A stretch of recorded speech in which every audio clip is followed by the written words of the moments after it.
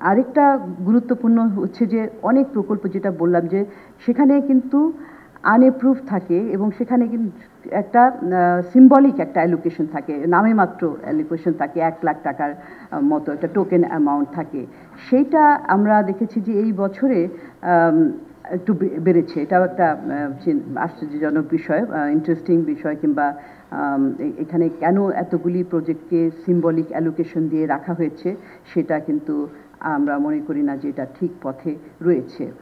আর সময় পার হয়ে যাচ্ছে, এরকম প্রকল্পের সংখ্যা প্রচুর, এবং অ্যাভারেজে আমরা দেখেছি যে 969টা প্রজেক্ট কিন্তু বিনিয়োগ প্রজেক্ট, এগুলোর গড় বয়স 5.5%, 5.5 বছর এগুলোর। এবং তারপরে রয়েছে যে 338টি প্রকল্প, এগুলোর বয়স 6 থেকে 10 বছর, তারপর রয়েছে 10 বছরের উপরে রয়েছে এরকম প্রকল্পগুলো।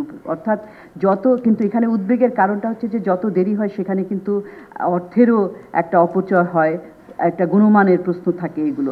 মাঠের অলরাউন্ডার আমি, আর ঘরের অলরাউন্ডার টাইলক্স।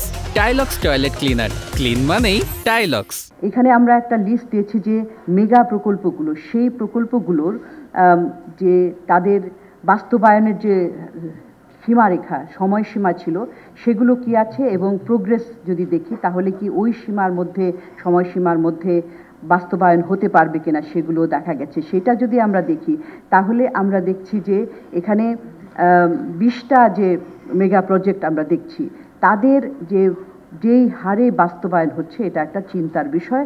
কারণ এই 20টার মধ্যে 8টা প্রকল্প 2026 অর্থবছরের মধ্যে সম্পন্ন হওয়ার কথা, কিন্তু এটার এই ধারাবাহিকতায় যদি বাস্তবায়ন হয় তাহলে এই প্রকল্পগুলোর কোনোটাই বাস্তবায়ন হবে না 2026-এর মধ্যে। সুতরাং এটার গতিময়তা বৃদ্ধি করা খুবই গুরুত্বপূর্ণ।